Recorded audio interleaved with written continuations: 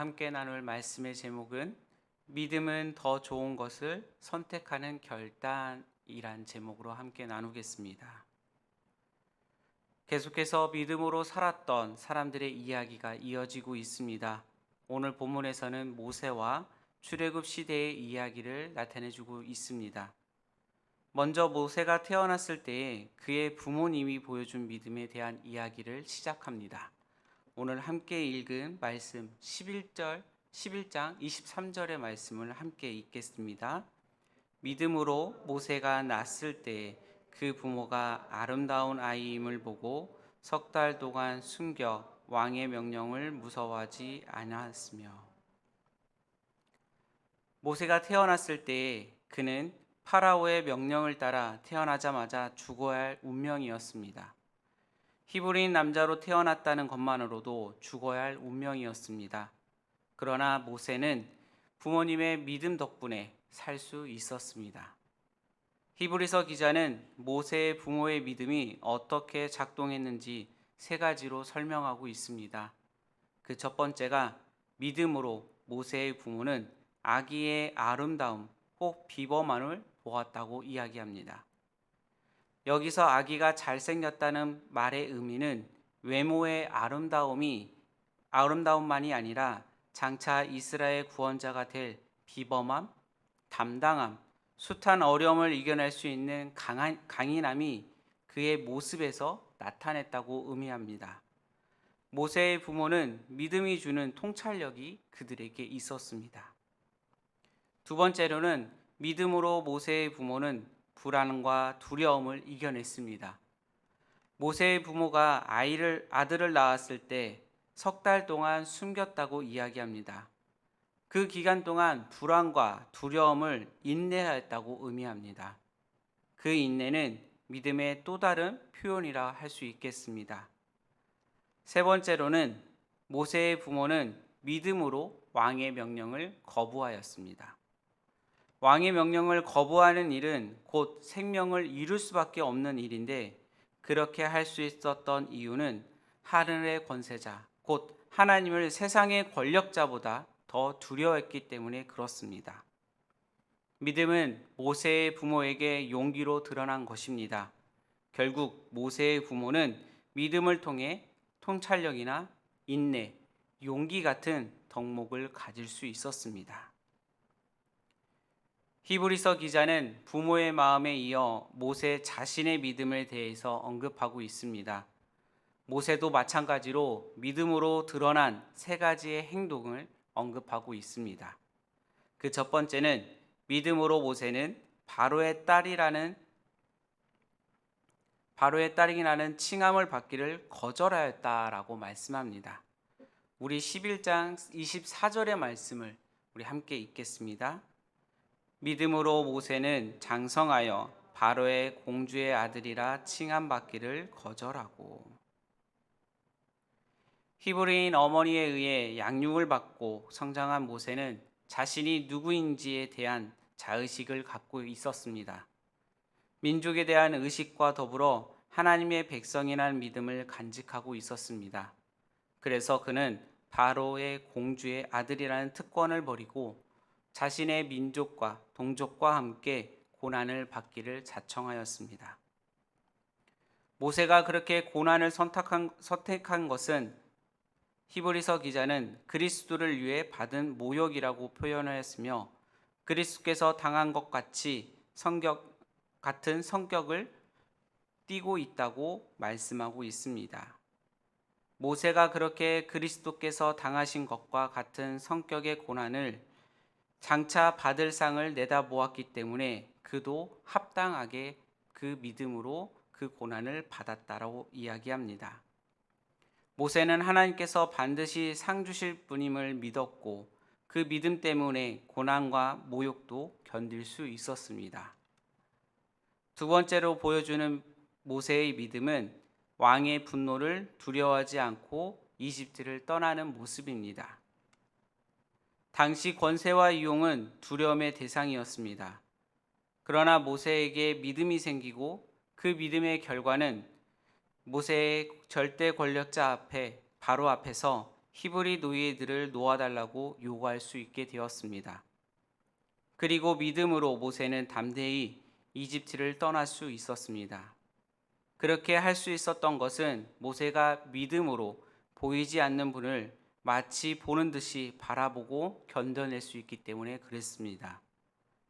눈에 보이는 절대 권력자보다 눈에 보이지 않는 하나님을 더 두려워하는 마음이 그에게 있었다는 것입니다. 세 번째로는 모세는 믿음으로 유월절을 제정하였습니다. 모세는 첫 번째 유월절 밤에 믿음으로 말씀에 순종하여 양의 피를 히브리인들의 집 문설주에 발랐습니다. 그래서 이스라엘 백성들의 맏 아들과 짐승들의 첫 새끼를 하나님께서 구원하시는 역사를 이룰 수 있었습니다. 만일 모세에게 믿음이 없었다면 구원의 약속을 믿지 못했을 것이고, 그렇다면 유월절의 구원의 역사도 일어나지 않았을 것입니다. 그러나 믿음으로 모세는 하나님의 이 계시의 말씀을, 그 약속의 말씀을 받아들였습니다. 그리고 백성들을 향해 그 말씀을 전하였고, 유월절 그 핏부림의 예식을 향할 수 있었던 것입니다. 그 순종의 믿음을 통해 하나님께서는 이스라엘 백성들을 구원하셨습니다. 그 다음으로 이어지는 내용은 출애굽 당시에 이스라엘 백성들의 믿음에 대한 내용을 말씀합니다. 히브리서 기자는 출애굽 과정에서 이스라엘 백성들의 믿음을 반응으로 증언하고 있습니다. 이스라엘 백성이 믿음 안에서 하나님의 약속을 믿고 순종하였던 두 가지 사건을 이야기합니다. 하나는 홍해의 사건이고 다른 하나는 여리고성의 점령입니다. 홍해를 건널 때 이스라엘 백성들에게 필요했던 것은 믿음이었습니다. 이스라엘 백성은 믿음으로 홍해를 건널 수 있었습니다. 또한 여리고성을 점령했던 일도 믿음이 필요했습니다. 이스라엘 백성들은 믿음으로 이랫동안 성을 돌았고, 그랬을 때에 여리고성이 무너졌습니다.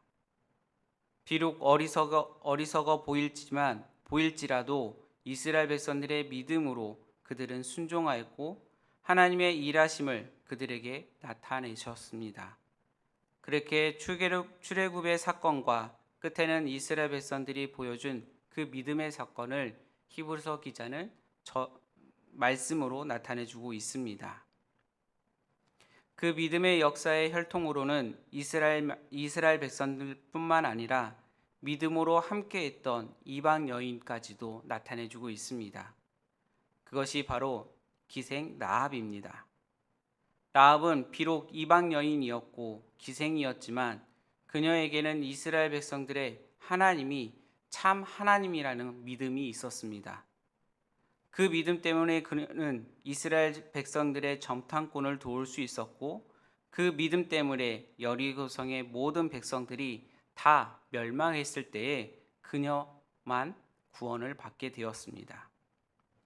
그렇게 하나님의 구원의 역사를 신뢰하며 미래를 바라보고 믿음 안에서 결단하는 사람들이 하나님의 구원을 경험하게 됩니다. 믿음의 사람들이 보여주는 공통점이 있습니다. 그들은 더 귀한 것, 더 좋은 것, 더 옳은 것, 더 위대한 분을 따르기 위해 과감하게 결단한 사람들입니다. 그들은 더 좋은 상과 약속을 위해 현재의 안락함을 포기했습니다. 그 믿음을 통해 하나님의 구원과 그분이 주시는 상을 얻을 수 있었습니다. 만일 그들에게 더 좋고 더 귀하고 더 위대한 분을 따르지 않는 믿음의 결단이 없었더라면 그들은 현재의 안락함과 쾌락에 빠져 살다가 멸망했을 것입니다. 그러나 하나님께서 행하실 구원과 그분이 주시는 상을 바라보며 결단했기 때문에 결국 그들은 그 상을 받을 수 있었습니다. 모세가 그랬고 라합이 그랬으며, 그러므로 우리도 현재의 안락함보다 영원하고 완전한 상을 바라보며 살아갈 수 있기를 소망합니다. 그런 사람들이 완전한 안식과 영광, 생명을 상으로 얻게 될 것입니다.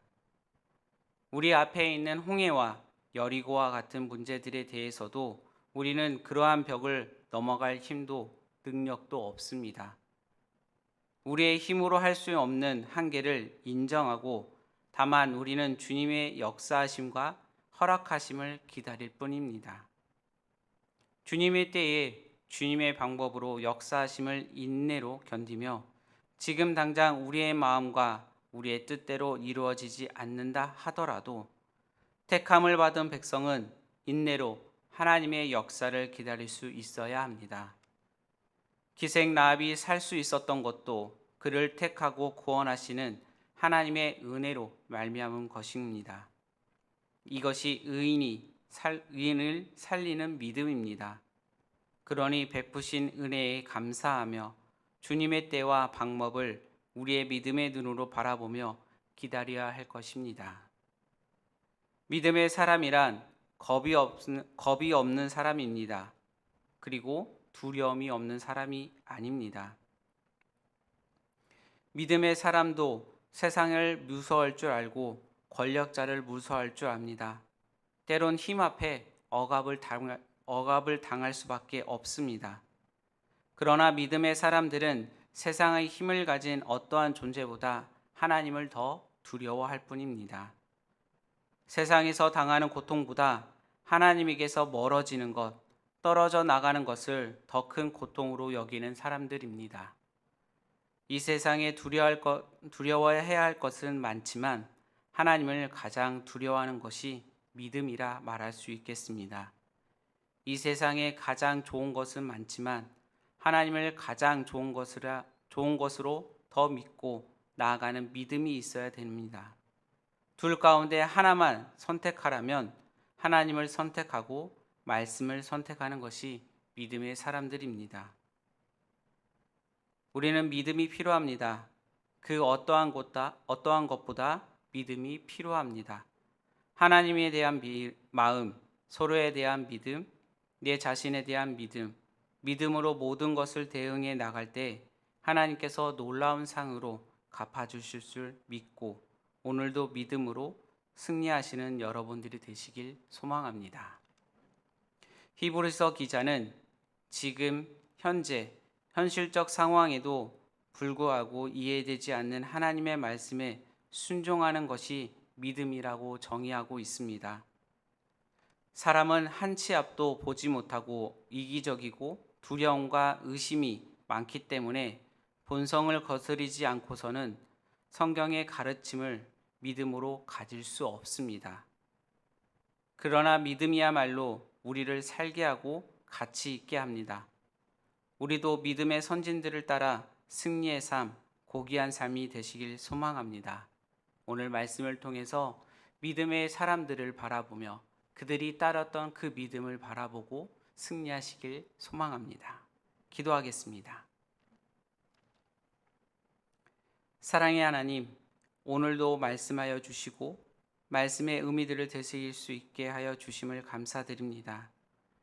하나님이 믿음의 길로 나아갈 수 있기를 소망합니다. 아무리 어렵고 힘든 상황에도 믿음의 길, 좁은 문으로 들어가기를 힘쓰고 어렵고 힘든 상황이 우리 앞에 놓여 있다 할지라도 포기하지 말고 끝까지 인내하면서 끝까지 참고 견뎌낼 수 있는 그 길을 걸어갈 수 있도록 도와주시옵소서. 믿음의 길을 걸어가면서 하나님이 더 풍성히 누리고 깨닫는 시간을 되게 하여 주시고 우리의 삶을 주님께서 풍성히 채워 주시옵소서. 하나님을 더 깊이 경험하는 삶이 되게 하여 주시옵시고 오늘 하루의 삶 가운데서 함께하여 주시옵소서. 사랑이 많으신 예수님의 이름으로 기도드립니다. 아멘.